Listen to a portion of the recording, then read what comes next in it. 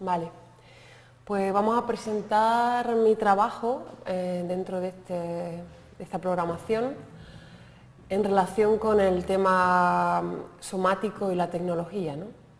Entonces yo soy coreógrafa y psicóloga de formación, psicóloga social como formación. Entonces, digamos que mi trabajo a nivel de danza siempre ha sido también un trabajo muy experimental y muy ligado al laboratorio, ¿no? Para mí la danza es una forma de conocimiento y en ese sentido cada proceso de creación está alimentado y se mueve y tiene como objetivo llegar a una serie a un conocimiento, una nueva comprensión o entendimiento de algunos temas que me llamaban la atención en su momento, que me preocupaban o que me parecía que me quería investigar. En ese sentido, mis primeros trabajos, ahora luego pondré una pequeña muestra de vídeo de cada uno, pero ahora sí hago una especie de, un pequeño resumen. Dentro de mi trabajo coreográfico hay varias etapas y la primera etapa, que yo llamo de escritura coreográfica, realmente yo escribía las coreografías, hacía una transposición a los gestos de la danza junto con la música y todo lo escénico, creaba un lenguaje escrito en danza, se podría decir. La palabra siempre ha sido muy importante en mi trabajo, ya eso lo conozco a través de una coreógrafa, Cloel Estrade, que fue maestra mía y que ya en su taller coreográfico lo dedicaba siempre a una palabra y a partir de la palabra generaba una serie de gestos y movimientos, un material coreográfico con el que luego componía la obra.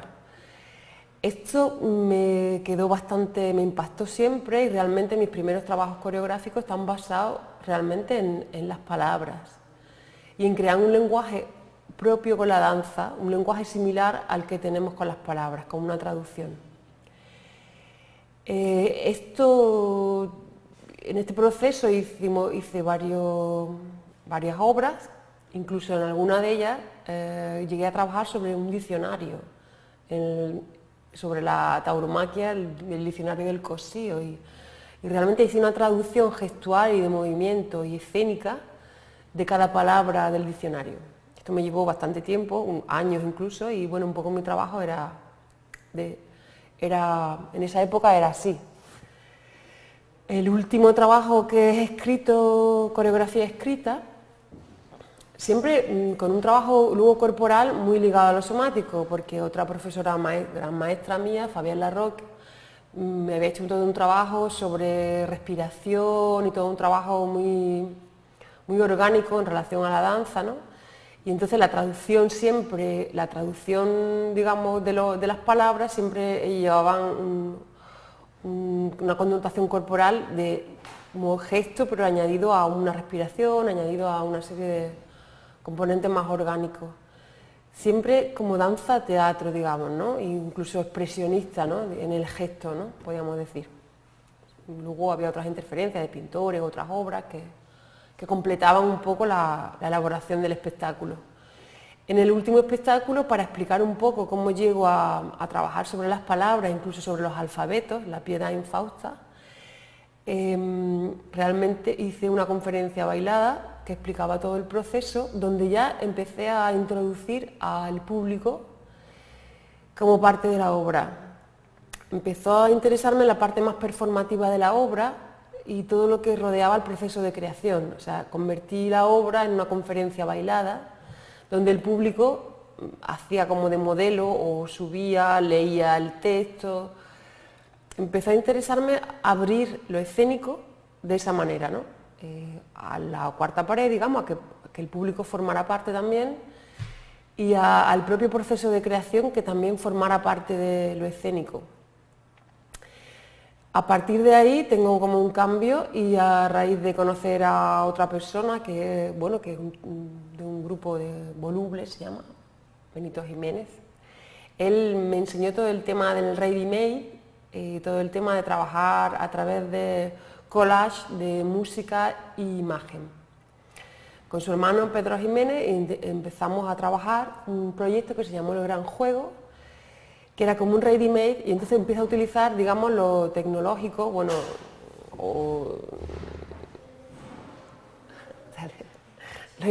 la incorporamos a la obra. Sí, hombre, es un sketch que me contaba que le gustaba a Clore Estrade, ¿no? Que lo que más le gustaba era cuando una mujer que hacía la limpieza entraba en el escenario y de pronto se le encendían los focos, ¿no? Ese tipo de cosas siempre me ha llamado la atención. Bueno, este gran juego también es un proceso de creación que al inicio está basado en una investigación sobre el gesto de Delsarte y la teoría de, todo el tema de los gestos, cómo influyen, su teoría es una teoría muy antigua que ha sido la base de otro tipo de trabajo, ¿no? Desde Alcross o incluso Laban, pero Delsarte en la época que yo lo empecé a estudiar no sé, era como menos conocido, aunque en su época tuvo mucho suceso, sobre todo en América con la biogimnástica, su teoría sobre la oratoria me interesa, empecé a investigar y eso forma parte de unos talleres que imparto para la Escuela San Martín de Londres, y todo ese material viene y en ese momento también trabajando con estas personas del San Martín, trabajamos sobre la vida y sueño. Mi trabajo es como muy, bueno, llega a incluir une muchas fuentes diferentes de inspiración o de información que luego se unifican en un trabajo.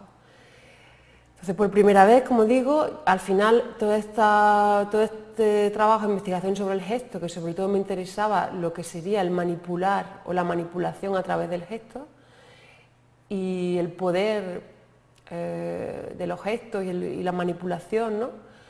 Entonces empiezo a trabajar tecnológicamente, bueno, si se puede decir tecnológicamente, todo el tema de vídeo y música en directo. Y es el vídeo y la música, inclusive los que dirigen al bailarines, porque empiezo a trabajar lo que yo llamo a través de estructuras. Se crean una serie de juegos, que son unas estructuras, de tal manera que la estructura siempre es la misma, pero digamos, el contenido va variando, porque es una improvisación sobre una estructura, una serie de leyes, de reglas, que tienen tanto el espectador como el actor, y otros músicos participantes también tienen reglas. De tal manera que a través de la música o del vídeo se podía manipular al bailarín. Pero también el público podía manipular al bailarín zapeando una televisión o manejando un dial de radio, porque según las reglas, un tipo de música, un tipo de imagen, obligaba al bailarín a moverse de una cierta forma. Me interesa este trabajo igual, donde incluyo al público, incluyo la parte del proceso creativo, incluyo la tecnología de esta manera, con el tema de la manipulación. Como el actor, digamos, puedes, al mismo tiempo que ejerce un poder sobre el público, puede al mismo tiempo ser manipulado. Esto me lleva a reflexiones un poco sobre cómo funciona la sociedad, siempre de cómo incluso podemos crear a nuestros propios monstruos, ¿no? Dictadores incluso, ¿no? Como el pueblo, digamos, puede llegar a manipular a través de esta relación de lenguaje entre un actor y un dirigente y un pueblo, un receptor, ¿no? Esa investigación del Delsarte, que ahora está un poco en stand-by, digamos, me llevó a una parte nueva y a unos ejercicios que empecé a plantear, que era qué pensaba el bailarín cuando bailaba. Y entonces empiezo a interesarme por esa parte oculta o interna, ligada al lenguaje, pero que no vemos, que es el pensamiento. Normalmente hay como, bueno, las teorías antiguas o lo que la gente piensa sobre la danza, incluso hay grandes bailarines que han dicho, si pienso lo que bailo me caigo, o no puedo pensar en un batú para unas manos.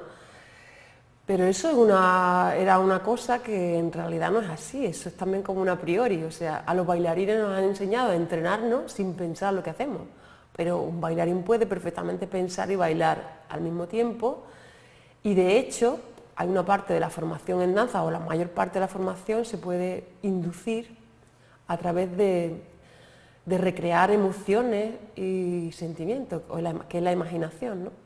Bueno, toda esa parte ligada a lo somático ya, o sea, al interior del cuerpo también, ligado al lenguaje, lo que piensa el bailarín en diferentes momentos, obligar al bailarín a decidirse por un pensamiento con palabras, o sea, una retahíla, digamos, de pensamiento, o centrarse en emociones, en colores o en otro tipo de percepciones, no pensar en nada, pensar ese tipo de conductas, ¿no? Y cómo eso influía también en el movimiento, en el tipo de movimiento que hacía, en las improvisaciones, y cómo influía también en su soma, en el cuerpo. Entonces, mi investigación empieza a dirigirse realmente en ese terreno, digamos, ¿no? Todavía, ya lo somático bastante claro, lo tecnológico todavía, con instrumentos un poco más arcaicos, arcaico entre comillas, pues como sería el vídeo, el audio, la televisión, una radio, otro tipo de tecnología más antigua. Y en una serie empezamos a hacer unos talleres, sería el siguiente paso en mi trabajo coreográfico. Fueron unos talleres que mezclaban el arte en diferentes disciplinas, se llamó Bajaos Catedrales, y ya ahí viene una persona que fue Armando Menicazzi, que es alguien especial, un artista en este tema de las tecnologías, y empezó a traer otro tipo de material, de lo que son programas interactivos, como hablo de Isadora, trabajamos con el vídeo, nos trajo a la clase diferentes tipos de captores, y al mismo tiempo empezamos a trabajar con el streaming, y en la obra que generó la Catedral Cinética, hicimos en un barrio bastante, bueno, en un barrio donde decidimos, un barrio deprimido de Sevilla, donde decidimos hacer la catedral, una de las artistas, intentamos hacer un streaming con Arizona, ¿no? Y Sergio Moreno, que es otra persona que también con la que sigo colaborando, pues montamos ese pequeño laboratorio de streaming, y resulta que en esa especie de catedral cinética, lo que sería el espectáculo de un montón de artistas que colaboraron, hicimos aparecer una persona a tiempo real desde Arizona. Sería como un primer streaming a nivel intercontinental, ¿no?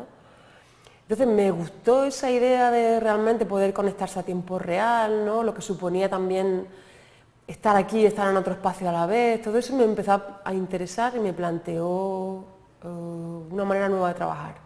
Entonces el siguiente proyecto, que aquí también se ve a otra persona importante en este proyecto, junto a Sergio Moreno, Laura Fernández, aquí estamos en este pequeño vídeo, muestra un poco cómo se gestó. Tuvimos la oportunidad de tener una subvención bastante importante para tener un equipo de hasta 30 personas, donde elaboramos el proyecto Paso. El proyecto Paso es una reflexión sobre la Declaración de los Derechos Humanos, y su base era realmente hacer un diálogo a tiempo real entre otras partes del mundo en relación a estos artículos. Se hicieron todos los artículos, y la coreografía era una reflexión sobre cada artículo.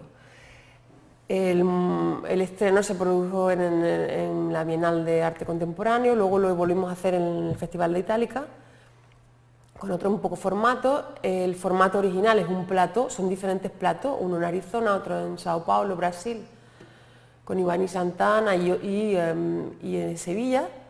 El público podía venir a ver cómo se hacía a tiempo real la obra en el plató, pero al mismo tiempo también podía seguirlo por internet.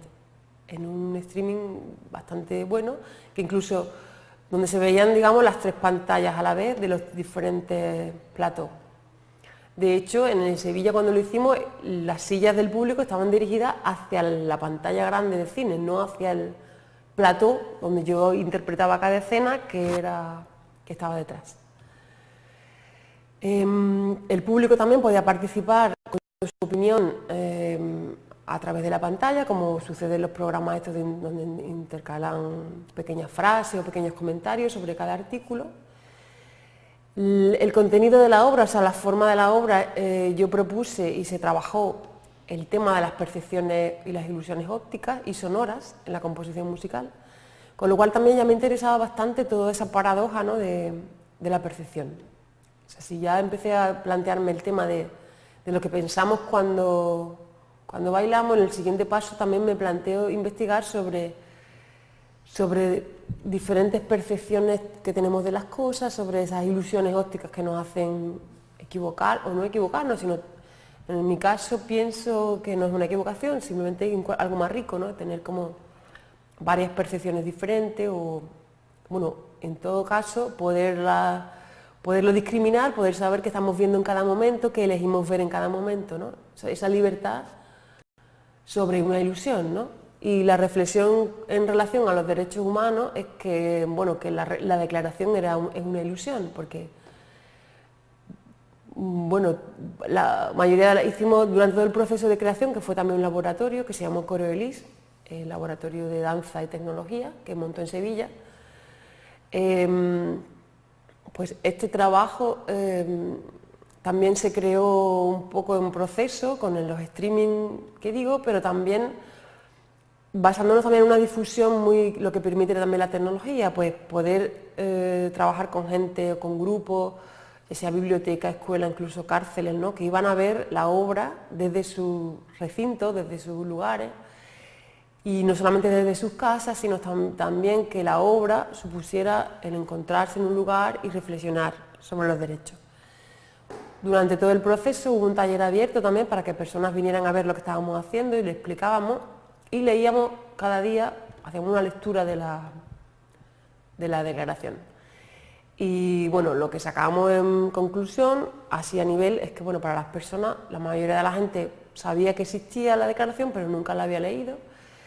Y cuando la leían, pues todo el mundo pensábamos un poco lo mismo, que era algo abstracto, que claro, era difícil que funcionaran los derechos, ¿no? O sea, cuando la comprensión no es, o es muy generalista, pues lo que veíamos que funcionaba era a nivel una interpretación local de cada lugar concreto en función de la cultura de las personas y todo eso. Hay todo un material muy interesante sobre este trabajo, del todo el proceso de creación, que luego no se ve totalmente en la obra, porque se hizo una reducción. Y es un material que a mí en un futuro me gustaría convertir en un trabajo, en un material pedagógico para difundir lo que es la declaración o que se trabaja en las escuelas. Entonces este proyecto, digamos, fue a nivel tecnológico bastante complejo, también porque se desarrollaron diferentes software para las diferentes coreografías, de tal manera que el bailarín era incrustado en una interfaz y que recreaba una ilusión óptica. Por ejemplo, este que estamos viendo ahora, donde lo pequeño y grande pues se creaban como pequeños software que hacían que interactuaban con el bailarín a tiempo real, y esto ocurría todo en la pantalla. A raíz de ahí, con este equipo de personas empiezo a trabajar con otras personas como Luis Gómez, que era otra persona que estaba en este proyecto, y inicio lo que sería el proyecto actual en que estoy desde hace unos años involucrada, que es Paradiso, y que luego ha sido Paradiso No Hay Billetes, se llama así, que tiene una versión traverse, exposición, tiene una versión escénica, tiene una versión concerdante, o sea, crea como una especie de poesis, porque para hacer esta obra, que era ya en su esquema original bastante compleja, y por una serie de dificultades, bueno, he tenido que hacerme nómada, digamos, y emprender un camino que me ha ido llevando por diferentes sitios, entre ellos aquí, a conocer a Isabel y bueno, ayudar a crear el Posthuman Corporealidades, pero luego también en Toulouse, en París, en Madrid también, en otros lugares.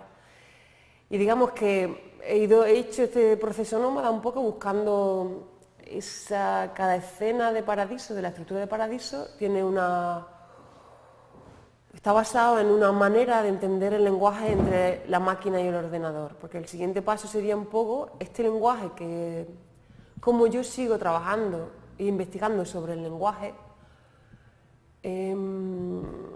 bueno, hemos visto la parte perceptiva en el siguiente paso, pero cómo sigo trabajando, y una de las maneras es también interactuando con una máquina, porque la tecnología, poco a poco me doy cuenta que permitía esa especie del diálogo, donde de alguna manera, preguntando a la máquina o entendiendo cómo la máquina comprende o cómo se genera un lenguaje a través de la máquina, podernos vernos como en un espejo, ¿no?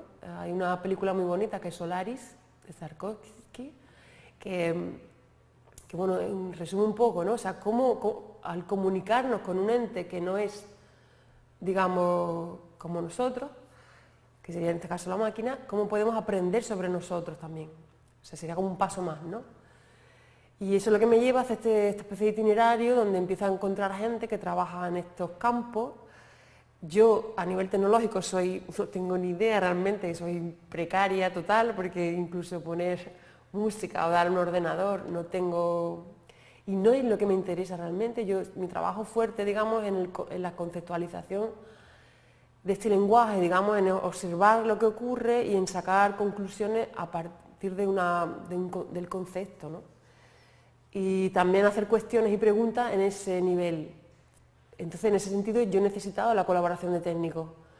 Y el hecho de que yo me vuelvo nómada es a encontrar estos técnicos, para que o artistas técnicos o personas que saben de esto, para que en cada escena de Paradiso, que trata sobre un tema del lenguaje máquina-humano, se vaya resolviendo. Y eso me ha llevado también como ya casi 4 años. Y bueno, y hemos creado un laboratorio SLD, bueno, lo que hemos dicho, el proyecto aquí, hemos creado un entrenamiento para pensadores en movimiento, ligado totalmente al orgánico. Cada escena de Paraíso está centrada en un órgano, ¿no? Porque empiezo a interesarme realmente por el interior, y cómo el interior nos hace movernos, o sea, y cómo no somos exterior, o sea, cómo somos realmente algo interno y externo a la vez, y además al mismo tiempo, cómo no existe el límite, o sea, romper realmente con una serie de conceptos y de ideas, y bueno, seguirla desarrollando. Aparte de eso, a nivel social y político, también tiene unas derivaciones el proyecto, y sería un poco romper algunas dinámicas, por ejemplo, el paradigma evolutivo o el paradigma diferenciación mente-cuerpo, que influyen muy fuertemente en las formas de pensar y que no dejan que evolucionemos. Aceptar un poco también, intentar visualizar alguna serie de adelantos, hallazgos como de la física cuántica, que a priori nuestro cuerpo se supone que no está capacitado, una máquina sí, pero nosotros no, y un poco una respuesta dura en relación de que, bueno, que para mí el cuerpo es una máquina mucho más desarrollada y perfecta si realmente nos centráramos a trabajarla, a escucharnos, ¿no? Y entonces, bueno, diciendo que si hay un paso evolutivo en este momento, ese paso lo estamos acelerando por la tecnología.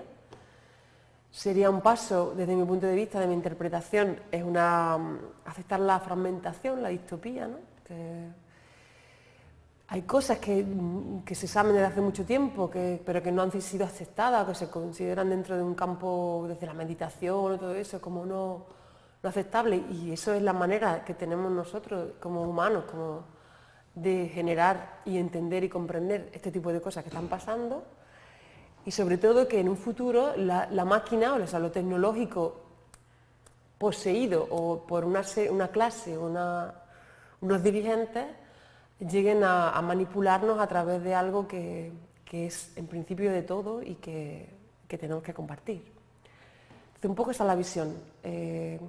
Y bueno, no voy a hablar mucho más, simplemente decir que dentro de Paradiso se están trabajando a nivel así que interesa, podemos trabajar con la Kinect, por ejemplo, con los captores Kinect. Hemos trabajado con captores de frecuencia que mueven una cámara de cine en un proyecto de una americana que se llama Jessica Ann. He trabajado también con Isabel, de alguna manera hemos intentado trabajar con mundos virtuales, con avatares, con Todd Corrant. Y estaba el tema de la cámara de visión, el tema de los Arduinos, todo el tema de cómo podemos influir o ser influidos por el ambiente, ¿no? Y todo eso, otro tipo de captores que captan una serie de elementos, de información, como la temperatura, como muchas cosas del medio ambiente, que en principio nosotros, muchos animales, pueden captarlo, o las plantas mismas, y todo ese desarrollo de otro tipo de especies, que no solamente es la máquina, y cómo se comunican, cómo son esos lenguajes, y qué podemos aprender de ellos, porque mi punto de vista es que realmente nuestro cuerpo el soma, nuestro cuerpo es tan modulable, tiene tantas capacidades y no es nada fijo, no es nada estancado en ningún momento, desde la célula, la creación de la célula, desde el propio esqueleto. Somos bastante versátiles, lo único que hay una estructura de pensamiento, lenguaje a través de la que nos comunicamos y se comunican y nos dominan, que de alguna manera está puesta como una prisión al cuerpo, y que este trabajo lo que intenta es liberarnos de esa prisión, ¿no? A través del entrenamiento, a través de una serie de colaboraciones, a través de una serie de reflexiones entre el humano y la máquina, que llegado al punto después de tanto tiempo están siendo un poco la base de una tesis doctoral que me he metido un poco porque quería ordenar toda esta cantidad de información que se ha ido generando, ¿no? De parte mía, de otros artistas, que me parece interesante, y darle un sentido. Va a haber, junto a esta, vamos a difundir este vídeo y va a haber un texto en inglés que un poco resume la idea, y vamos a poner una serie de links, y yo no me voy a entretener, aquí tenéis un montón de links del trabajo que vamos a poner. Y no sé, os dejo, por ejemplo, voy a poner un proyecto que no he hablado, el tema también a nivel generar espacio, al construir este laboratorio de danza y tecnología, luego me llevó a construir un espacio que se llamó la pista digital, que es este que veis aquí. Estamos haciendo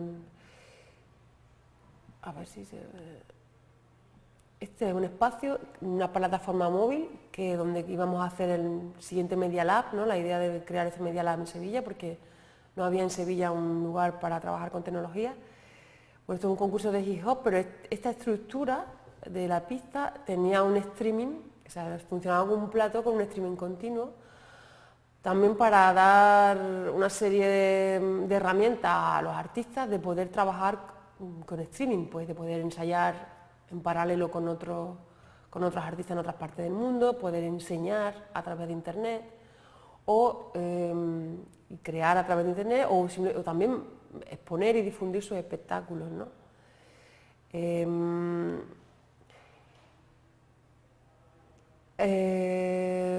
Aquí tenéis un trabajo, os voy a dejar, bueno, estos siguen siendo proyecto paso, podéis verlo en varias versiones, podéis ver todo lo que se armó para montar esto. Este gran juego es una de sus versiones, como he dicho, voy a dejar con una. Esto es la obra esta del diccionario tauromaquio, esta es la piedra en Fausta sobre el tema del alfabeto. Un proyecto que no está desarrollado, Anar Sofía, que es crear un diccionario online, un diccionario interactivo para crear crear obras de danza o de teatro con un interlocutor que es una máquina, que son programas y que funcionan como un diccionario.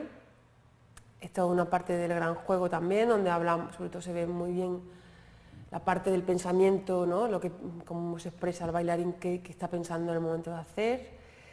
Una versión realmente como un laboratorio donde se enfrentan dos grupos en este gran juego. El protagonista es el público realmente. Seguí trabajando un poco sobre las relaciones de poder. Hice como un laboratorio, dos grupos enfrentados, uno es A, otro es B, y había una serie de pruebas relacionadas con el gran juego que hacían unos voluntarios, y luego cada grupo premiaba, ¿no? Hacía como un premio bueno, ahí se veía, era una cosa muy evidente, se ve cómo realmente cada grupo premia a su participante. Bueno, y un poco como las opiniones de las personas están muy mediatizadas según el grupo en que formemos parte, y de esta parte habrá el gran juego. O sea que según dónde te sitúes y en qué grupo te sitúas, eso va a limitarte o va a hacer que opines de una manera o de otra, ¿no? Y es muy triste, ¿no? Porque a veces es duro, ¿no? Pero es así. Aquí tenemos los primeros talleres del entrenamiento que se hicieron aquí con Isabel, y estoy muy contenta. Realmente pienso que el entrenamiento para pensadores en movimiento, que trabaja sobre lo orgánico, y lo orgánico cómo se aplicaría a lo evolutivo y a lo social, a los organismos, podría ser un entrenamiento, una formación de formadores para el nuevo mundo, lo que nos viene. Aquí alguna escena del paraíso en creación.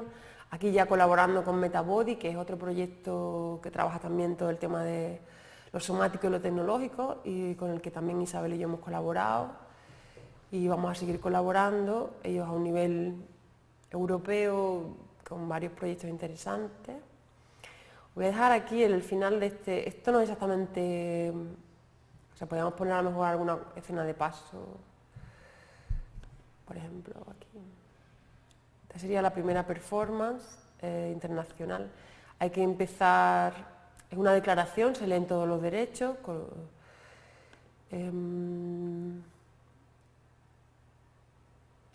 A ver, no empieza,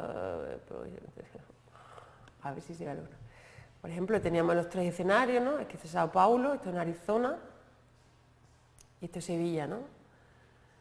Y funcionaba un poco, teníamos incluso una regidora, ¿no? Porque una regidora a nivel internacional, que estas son las personas que escribían, daban su opinión según el artículo. Pues se leía el artículo y luego se hacía la interpretación en un montaje a tiempo real de las fuentes que iban llegando.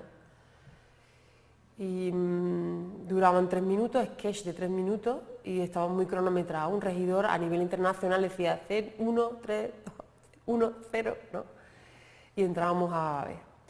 Siempre teniendo en cuenta que hay un delay, curiosamente, de que estamos haciendo las cosas al mismo tiempo, pero hay un delay, de unos segundos entre varios lugares. Esta obra, bueno, ya vamos a poner los links y podéis verla en su versión bienal y también en su versión itálica, donde trabajé con Manuel Cañadas. Mezclamos el plató con el cine, ¿no? Con la pantalla. Fue otro espacio escénico un poco diferente.